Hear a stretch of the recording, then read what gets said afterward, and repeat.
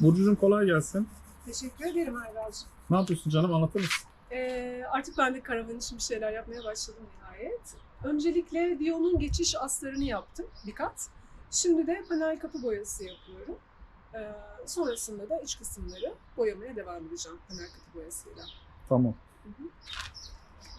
Ahşap çok fazla boya emeceği için ahşabın yüzeyine ilk kat olarak Dion'un geçiş astarından kullandık. Şimdi panel kapı boyasıyla birinci kat boya yapıyor Burcu. Birinci kat boya bittikten sonra üzerine ince bir zımpara yapıp ikinci katı boyayacak. Eğer istediğimiz yüzeyi elde etmişsek daha boyamayacak. Elde edememişsek üçüncü katı boyayacak. Ne kadar çok olacak acaba? Evet. Ama yapacağız. Kolay gelsin tekrar. Teşekkür ederim.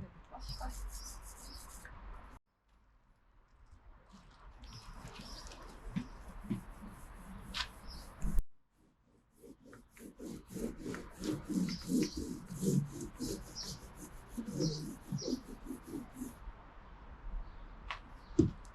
Orhan Baba da ziyaretimize geldi. Kolay gelsin. Sağ ol abi. Elinize sağlık. Şu fırçasını Boya unutup- nasıl yapılmaz adlı çalışmamız. unutup şöyle vuruyorum fazlasını akıtsın diye.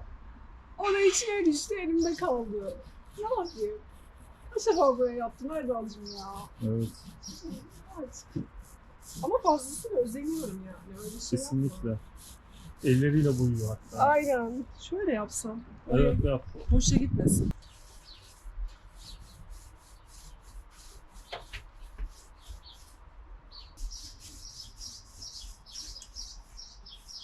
Şu köşeler için ayrı bir...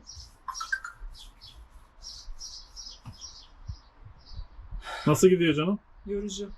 Yoruyormuş yani. Kolları falan. Ama çok güzel olacak. Ben de burada Yapmamız lazım. kablo çekiyorum. Ama şimdi mola verdim. O zaman sana bir çikolata vereyim mi? Hediye olarak mı? Evet, al canım. Sağ ol canım. Hadi bakalım. Burcucuğum, sen hazır duvarları boyarken boyayı herhalde bol buldun. Saçını da boyuyorsun. Bedava boya. Hakikaten çalışıyorum ben ya. Evet, bayağı çalışıyorsun, saçından belli. Hakikaten ha.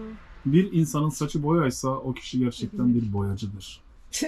Beceriksizlik değil ama. Değil. Bu emek bak. Burada Gerçek bir emek var. gerçek boyacı saçındaki boyadan belli olur. Aynen öyle.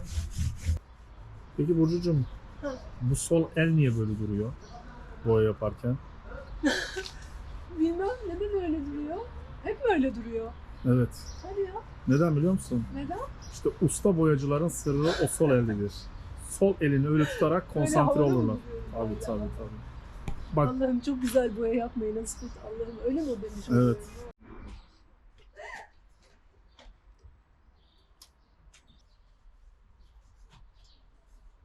şimdi eller aşağı doğru bakıyor.